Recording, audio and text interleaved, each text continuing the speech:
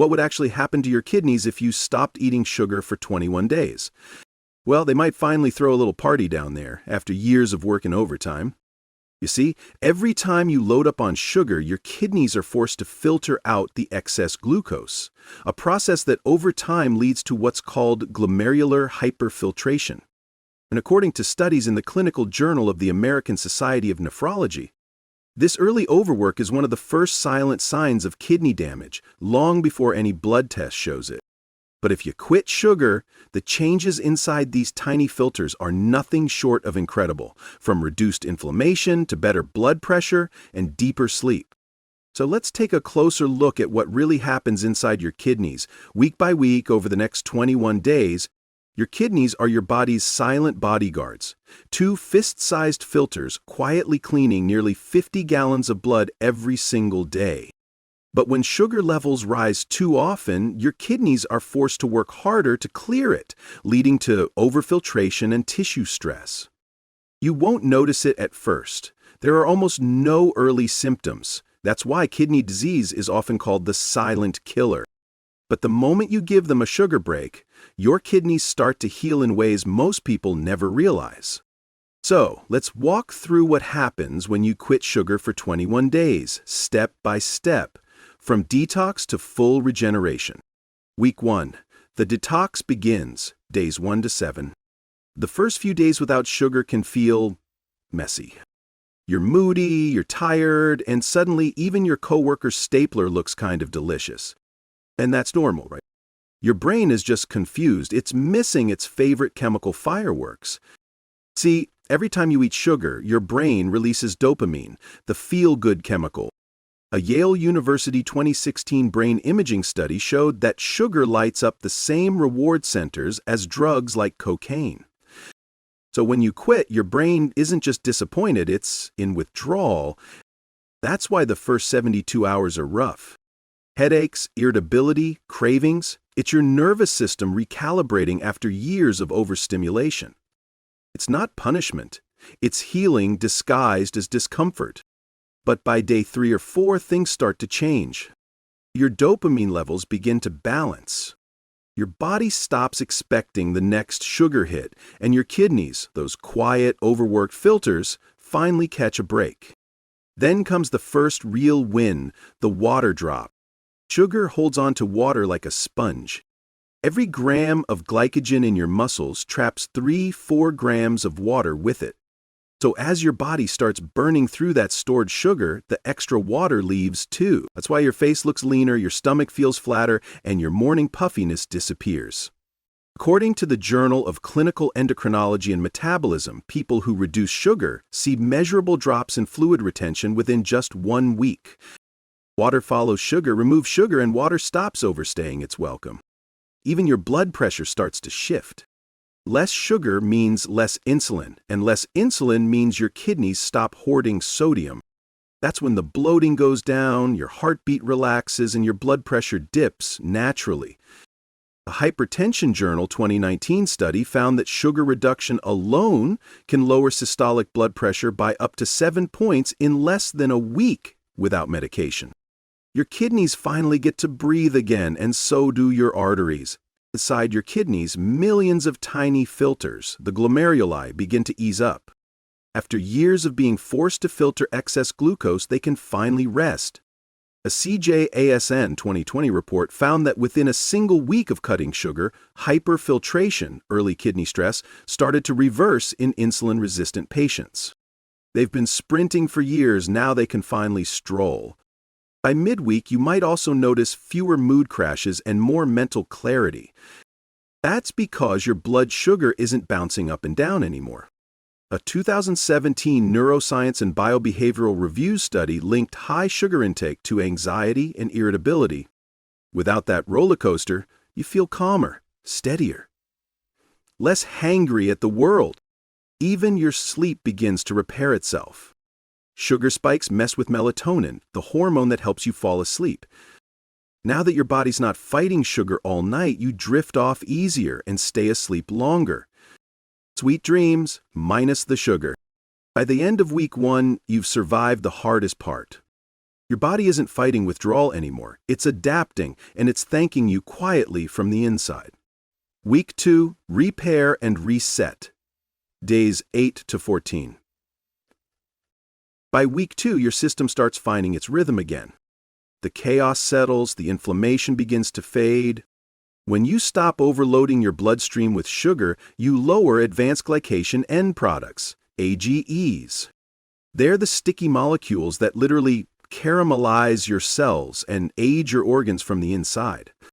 A CJASN 2020 study found that after just 2 weeks of cutting added sugar, inflammation markers like CRP dropped, while insulin sensitivity improved. Inside your kidneys, the storm begins to settle. Now your liver steps in. When sugar intake is high, your liver turns the extra fructose into fat. This is how fatty liver begins. But when sugar drops, your liver gets a chance to detox and decompress. Hepatology Research 2018 showed that reducing fructose intake improved liver enzymes and also boosted kidney filtration, proving the two are connected. When your liver rests, your kidneys dance better. Meanwhile, inside each kidney, those 1 million tiny filters, the nephrons, are slowly repairing themselves. They patch up small tears caused by years of overwork and oxidative stress. Diabetes Care 2021 discovered that stabilizing blood sugar can restore early kidney filtration capacity and reduce protein leakage, a key sign of healing. You can't see it, but your kidneys are literally rebuilding cell by cell. And this healing ripple spreads through your whole cardiovascular system. Lower insulin, less sodium, better nitric oxide production, smoother blood flow. The American Heart Association 2019 found that 2 weeks of sugar reduction improved arterial elasticity and reduced systolic pressure by about 6 mmHg on average. Your heart and kidneys are finally in sync, like jazz musicians finding rhythm again. You'll also notice something else. Real, stable energy. Not that artificial, I just had a donut spike, but a grounded kind of energy that lasts. Because your metabolism is shifting. Your body is learning to burn fat for fuel, which releases energy more steadily than sugar ever did. In your skin, it starts to tell the truth. When insulin levels drop, oil production balances out and inflammation under the skin calms. Nutrients 2019 found that low-sugar diets reduce acne severity by up to 50% and improve collagen quality. Your face starts showing what your kidneys are feeling, peace. Even your stress hormones begin to fall in line. Lower sugar means lower cortisol, the hormone that keeps you in fight or flight. That's why you start feeling lighter, more patient, and more centered. Detox, it's your body remembering balance. By the end of week 2, your internal chemistry feels more like a symphony than static. Week 3, regeneration phase, days 15 to 21. By week 3, something beautiful happens. Silence. Not in your environment, but inside you. No more cravings shouting for attention, no more energy crashes dragging you down. Your kidneys are now in regeneration mode.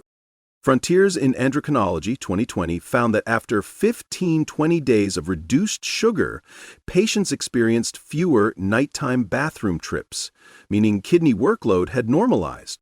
Your kidneys have clocked out from the night shift, let them sleep too.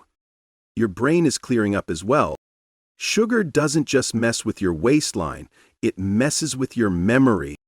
Nature Neuroscience 2018 showed that sugar-heavy diets dull learning and memory by disrupting insulin in the brain.